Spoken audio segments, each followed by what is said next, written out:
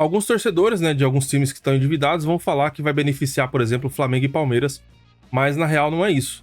Fala, palestra! Será que agora realmente o fair play financeiro vai sair do papel? O presidente Alejandro Domingues foi reeleito lá pela Conmebol e ele anunciou o programa do fair play financeiro. A votação foi unânime, sem adversário, e marcou o quarto e último ciclo do dirigente paraguaio à frente da confederação. Então vamos entender como é que vai funcionar isso daqui, e aí eu vou trazer também, junto a informação de que a CBF também já trouxe esse projeto aí que eles vão fazer, meio que uma parceria ali entre CBF e Conmebol. Antes de seguir para a matéria, já se inscreve no canal se você ainda não é inscrito, deixa o like, ou assiste o vídeo por completo e depois no final, se você gostar, você se inscreve aí também e deixa o like, tá certo? Então aqui fala mais sobre o mandato do Alejandro, que tá desde 2016 e vai agora encerrar em 2031, e o presidente da CBF, Samir Chaoud, o novo presidente, esteve presente nessa votação também. Então aqui tem mais informações, já vamos direto pro fair play financeiro. Pouco depois da confirmação da reeleição, Domingues anunciou a criação do sistema de fair play financeiro para Libertadores e Sul-Americana. Então os times brasileiros aí que achavam que estava mais tranquilo, parece que o cerco vai realmente apertar aí. Tomara que dê certo, né? A iniciativa, segundo ele, busca criar um padrão de controle de gastos entre os clubes e incentivar o uso responsável dos recursos para evitar o aumento das dívidas e garantir o pagamento de salários em dia. Assim como o presidente da CBF também, que chegou lá depois de uma polêmica, o presidente Domingues também chegou lá depois de muita polêmica, depois da prisão dos 3 últimos presidentes lá da Conmebol, no caso FIFA. Então é esse pessoal aí que está responsável por criar as regras do fair play financeiro.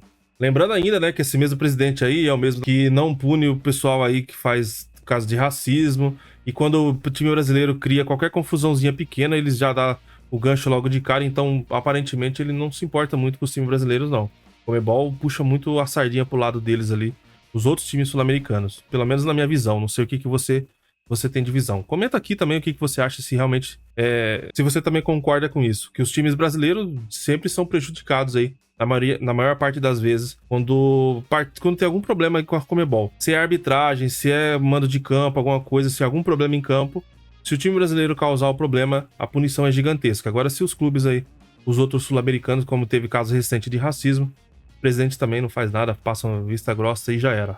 E aí eu vou trazer também a questão aqui da CBF, que na última segunda-feira já traçou um projeto aqui para começar os debates para o fair play financeiro também. E aqui tem uma matéria da ESPN, onde eles falam aqui, ó, nem Premier League, nem La Liga.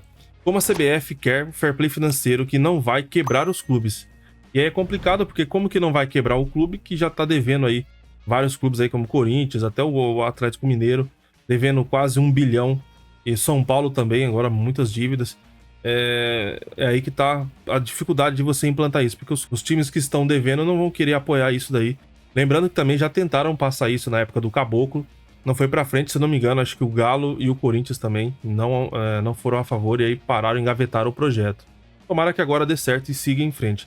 E aqui também fala como que funciona na Premier League e na La Liga e o que eles querem fazer de diferente aqui no Brasil.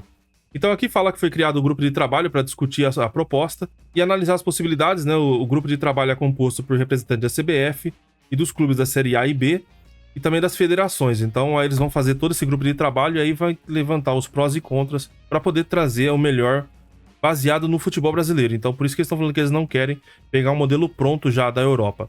E como que funciona o fair play financeiro em outras ligas?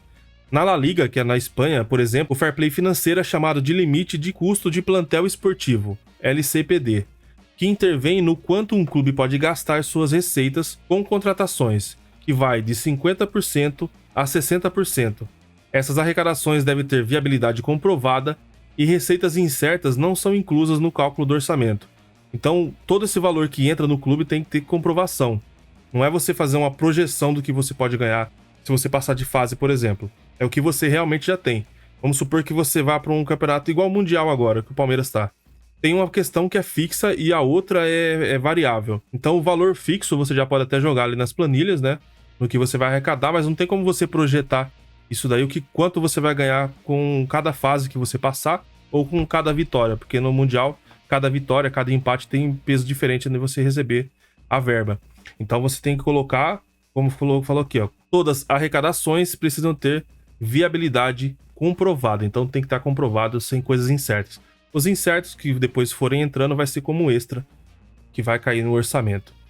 Na La Liga, as punições por descumprimento englobam perda de pontos, redução de elenco e, em casos mais extremos, o rebaixamento. Outro modelo já há muito tempo estabelecido é o da Premier League, que é na Inglaterra, chamado de rentabilidade e sustentabilidade. Nele, os clubes têm um limite máximo de prejuízo por 3 temporadas. E do quanto desse valor pode ser reposto pelos proprietários. Então, como lá tem muito clube e empresa, né, SAF no caso, eles estabelecem que pode ter um prejuízo de 3 temporadas, e aí tem um limite que o dono do clube pode colocar e injetar dinheiro. Então vamos supor que tem esse prejuízo nas 3 temporadas e, sei lá, o time tá quebrado, só que o dono do clube tem outro clube de fora, tem alguma empresa por fora, e ele quer injetar dinheiro lá dentro. Então você não pode colocar quanto você quiser. Então, para você colocar esse dinheiro, tem um limite lá que os donos podem colocar de dinheiro nesse clube. Os investimentos em categoria de base e estrutura também são contabilizados. O castigo mais radical por violações é a perda de títulos e desqualificações de competições. Então aqui já é bem severo na questão do fair play financeiro lá, pode perder até a questão de título. Porque, querendo ou não, é um doping, né? O time, por exemplo, você contrata um jogador que você não tem capacidade de pagar, você usa, se beneficia desse jogador, ganha os jogos lá de outros times que tá tentando segurar as pontas ali. Vamos usar o exemplo aqui do próprio Corinthians aqui, que é o nosso rival, e o Cuiabá. O Corinthians contratou Depay, o próprio jogador Ranieri, que era do Cuiabá, montou um elenco lá muito caro, né? Que o elenco do Corinthians não é um dos mais baratos, se eu não me engano, tá entre os 4 primeiros ali, se eu não me engano, é o 4º. Elenco mais caro. E você usa, mas você não tem dinheiro pra pagar. Tanto que ficou devendo o Cuiabá por um bom tempo, eu não sei nem se já acertou. E o Cuiabá até jogava aí na mídia que tava atrasado. E aí você ganhou os pontos utilizando esse jogador que você não tinha condição de usar, e você não tinha condição de ter. Ganhou esses pontos ali, e o Cuiabá, que tava tentando se manter ali com a folha limpa, perdeu os pontos, não conseguiu ganhar esses jogos porque não tem um jogador com essa capacidade. Ainda perdeu o jogador pro Corinthians e os caras não pagaram. E aí você vai rebaixado, você fazendo tudo certinho e o outro que fez tudo errado se mantém na primeira divisão, como foi o caso do Corinthians mesmo. Tinha tudo pra cair, só que aí chegou os novos jogadores na janela do meio do ano e conseguiu uma arrancada ali na reta final, e aí capou da Série B, coisa que o Cuiabá não conseguiu. Então, querendo ou não, é um doping lá, um doping financeiro que o clube tem, e faz todo sentido você ser punido se você não consegue pagar. E aqui eles comentam também, ó, não gastar mais do que arrecada é talvez o ponto mais discutido entre os torcedores quando se é falado em fair play financeiro. Mas a estabilidade financeira de clubes com dívidas bilionárias foi um ponto muito reforçado pelo vice-presidente da CBF, a ESPN. Será uma oportunidade de, junto com eles, construir uma recuperação ou uma trajetória que os traga de volta para a viabilidade. Bom, aqui eles trazem um destaque das últimas 3 janelas de transferência aqui no Brasil. Então aqui, nas últimas 3 janelas de transferência do futebol brasileiro tiveram gastos de mais de R$1 bilhão em contratações. Em 2025, o Palmeiras e o Botafogo lideram a tabela que mais investiram. 233 milhões aproximadamente, o Palmeiras, e 180 o Botafogo. O Palmeiras teve em 2024 uma receita de mais de 1,2 bilhão de reais. Dessa maneira, o gasto com contratação em janeiro de 2025 corresponde a cerca de 19% do faturamento. O Botafogo, por sua vez, prevê cerca de 700 milhões de reais de receita. Assim, os custos com transferência corresponderiam a 25%. Sem levar em conta as receitas incertas e outras nuances do balanço, eles estariam em dia com o modelo espanhol, por exemplo. Então aqui ele fez essa análise porque, às vezes, o público, o torcedor, tem uma dúvida se é um limite de gasto o mesmo limite para todo mundo, e não é. Baseado no que existe aí na Europa, na Espanha, na Inglaterra, que eu trouxe aqui, da La Liga e da Premier League, é baseado no que você ganha. Então aqui nesses 2 exemplos de Palmeiras e Botafogo, mesmo sendo os 2 times que mais investiram na janela, ainda estaria dentro da meta, já que o Palmeiras teria investido cerca de 19% e o Botafogo cerca de 25%. Bom, e aí a matéria segue aqui, eu não vou ler por completo, depois se você quiser procura aqui, eu vou deixar até o link na descrição da matéria da ESPN, e eu quero a sua opinião. Você acha que faz sentido, de tudo que eu trouxe aqui, das matérias e também dos comentários, você acha que faz sentido os clubes quererem?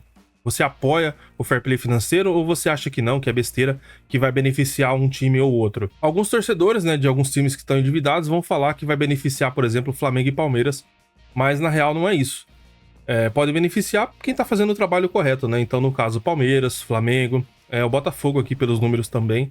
Apesar que o Botafogo aí foi punido agora pela FIFA na questão do Almada. Tem aí uns rumores aí que não tá pagando alguns prêmios, tem salário atrasado, então tem que levar isso em conta também.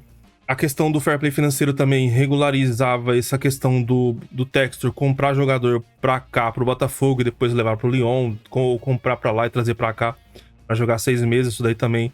Tanto que tá dando confusão lá na França, e os times lá estão pegando no pé, cobrando por causa disso, da questão de você traz e não paga, você compra pra um time e leva pra outro sem custo. Então isso é uma forma de burlar o fair play financeiro. Então, não é só Palmeiras e Flamengo, não, que tá trabalhando bem financeiramente, né? Tem outros times aí que o pessoal não leva em conta, mas o Bahia, que é SAF, uma SAF gigante aí do Grupo City. O Bragantino também, Red Bull, né? Red Bull Bragantino. Outros clubes aí, Fortaleza também tá bem financeiramente, pelo que a gente sabe. Então tem mais outros times aí que vêm trazendo essa proposta de trabalhar certo. Ou então deixa seu comentário aqui, que eu quero saber a sua opinião também. Deixa o like se você chegou até aqui. Se inscreve no canal aí para ajudar também no engajamento e o YouTube entender que você gosta desse tipo de conteúdo sobre o Palmeiras. E eu te espero no próximo vídeo.